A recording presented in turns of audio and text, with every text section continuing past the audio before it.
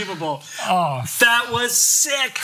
Welcome, Tony Royster Jr. Guys, thank you so much for coming out. It is such an honor to have you out on Drumeo, man. Thank you so much. I'm indeed an honor and a pleasure to be here. I'm so happy. Yes. Absolutely. And guys, we have a full chat room right now. There's tons of people watching us. I know it doesn't look like it. There's nobody in front of us, but there are a lot of people watching. What's up, everybody? How are y'all doing? I see you over there. Down there. But if you guys, I'm sure you guys all know Tony Royster Jr. He's absolutely incredible. You just saw him here. He also, right now, you're touring with Jay-Z. Yes, And I've actually been such a huge fan. I've been following you ever since your 12-year-old solo that you did. You posted back, what was that, 1997, I think it was? Yeah, 1997, the Mono Drummer Festival. Yeah. Yes. Yeah. Absolutely. And if you guys want to follow Tony, please do. It's at the Dr. Royster. Yes. That's the Dr. Royster. You can follow him on Twitter, Facebook, and Instagram as well. Yes. Cool. And so we're going to be talking today, obviously I just want to see you play. I just want to see you play. That was just so good. But we are going to talk a little bit about hand speed, I guess, and talk a little bit about some timing and all that kind of stuff. And if you guys have questions, get them in now. There's a lot of people out there, so there's going to be a lot of questions. Yeah. So. And what I really like when we talk to you before the lesson is you have I'm like very analytical, very systematic, and you're like, no, there's no like system to develop speed. And so I think you have a really musical approach to speed, and you use it. You use it because you need it, or you develop it because you need it. And, Absolutely. And it's not, from a teacher's perspective, it's sometimes different. So I really like your musical approach, and you guys are in for a pretty awesome treat. So Thank you. It's gonna be fun. Before we get into that, you do have a CD that you're working on right now. Yes. Coming out close to the end of the year, you think? Or? Yeah, close to the end of the year. Right now I'm just getting all the special pieces needed in order to make it happen. You know, the musicians, where I want to record it. I want the ambiance and the aura and everything to be just right when I record the CD, so that's extremely important. But for sure, you know, I have other things going on at this time as far as touring and you know, other shows. I'm here with you doing Drumeo, of course. So I would like to you know, have some time to where I can just really focus on that.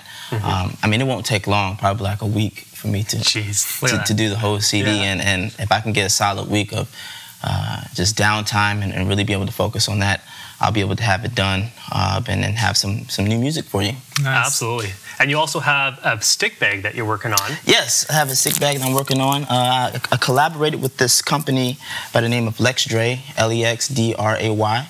And it should be out within the next 2 months. This is somewhat of the prototype. Nice fleece inlining. You can put it's for sure a multi-purpose bag. You can put your laptop in here, you can put your iPad in here, several pockets, hold chargers, keys, whatever you like. Yeah, and this is pretty much all-around bag, everyday bag. You can carry it on your back, you can carry it somewhat of a semi-briefcase, you know, your preference, but a nice strap.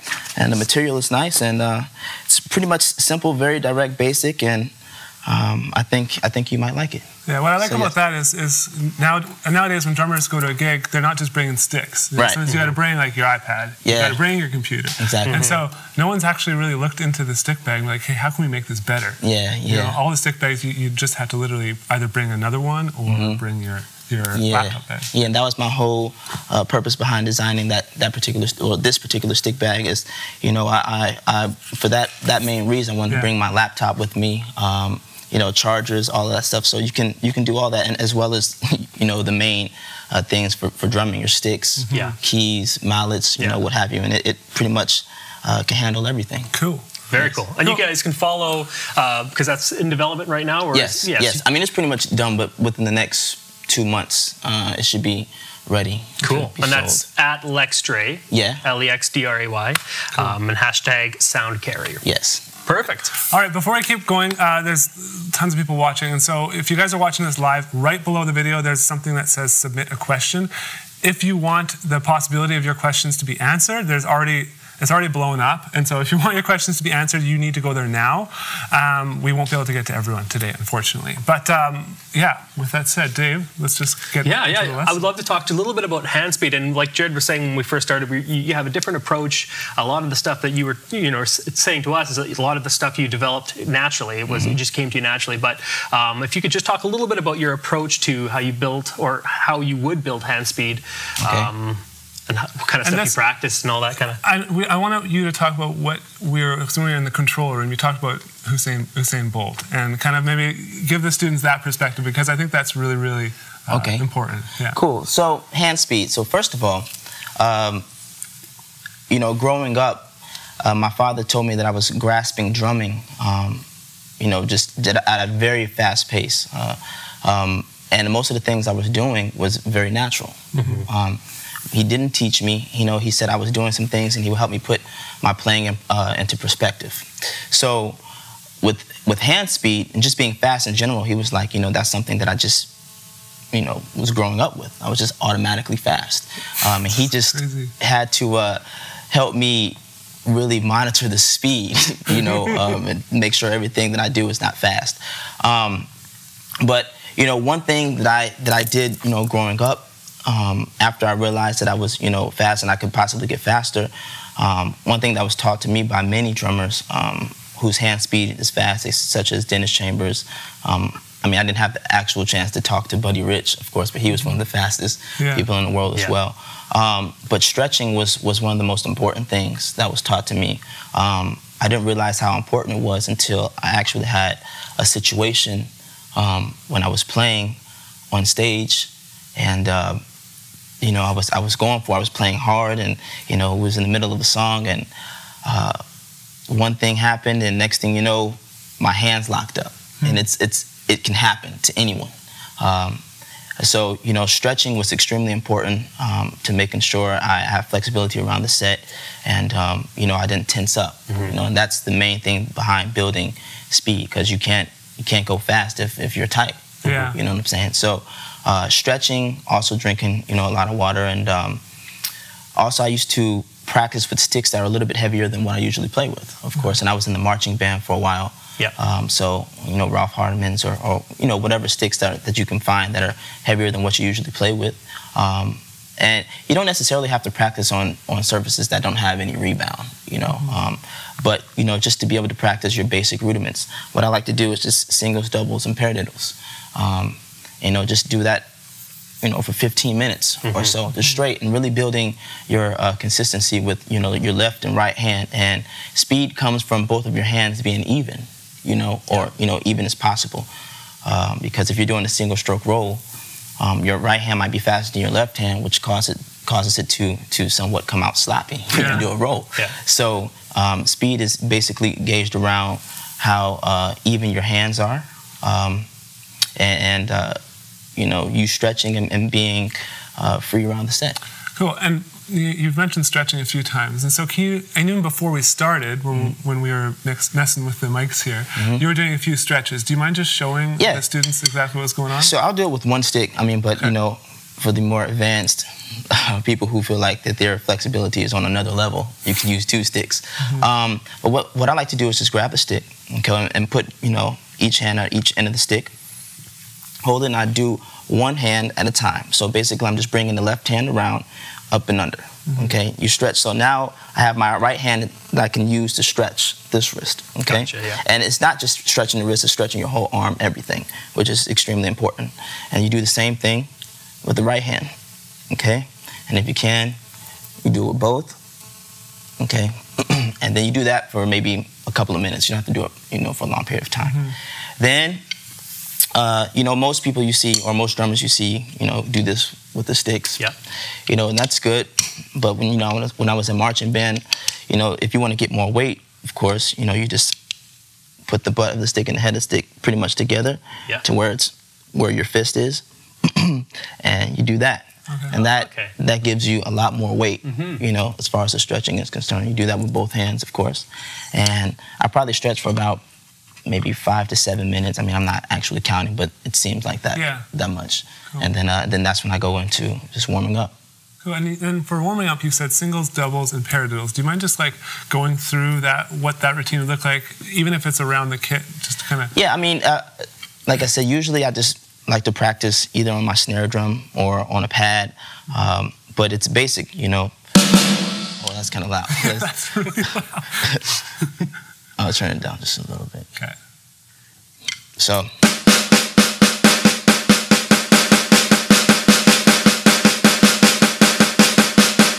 I'm doing right now is just basically getting, you know, comfortable with whatever I'm practicing on. I want to, you know, extend my wrists as much as possible, and this is also helping with the stretching. You know, I might not play like this around the set, but you know, for warm-up purposes, it's great.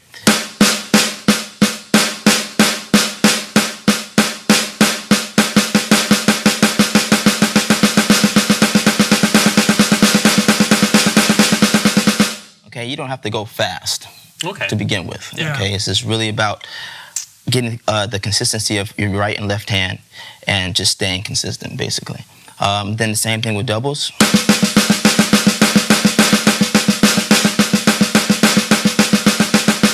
Same with paradiddles.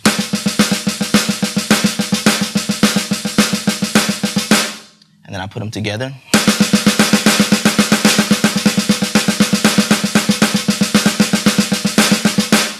Okay, and so you do that for maybe like 5 minutes, and then you speed it up at your own pace.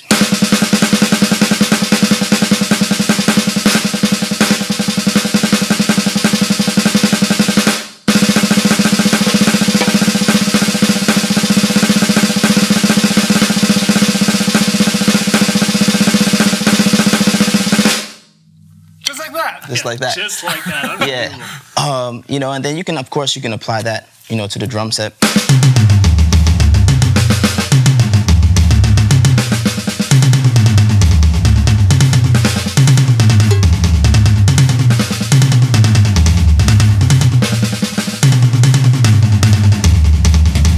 So, of course, you probably won't be doing double strokes around the set or paradiddles around the set per se, but it's basically for you to get comfortable with the set.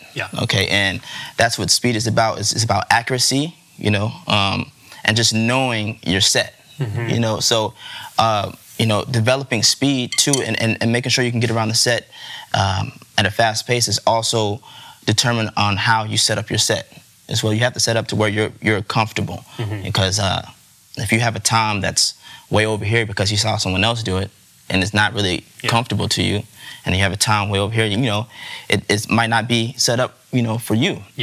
So just make sure you get the set set up to where you just feel like you're one with the set, and that will help you with your playing, your speed, you know, etc. Yeah, cool. And I know, sorry, I noticed on your set everything's really close. Like the cymbals aren't jacked up really high. Like everything's reachable. And then, you know, for the Roland set, of course, I might set it up slightly different from my regular acoustic set because the drums are for sure bigger.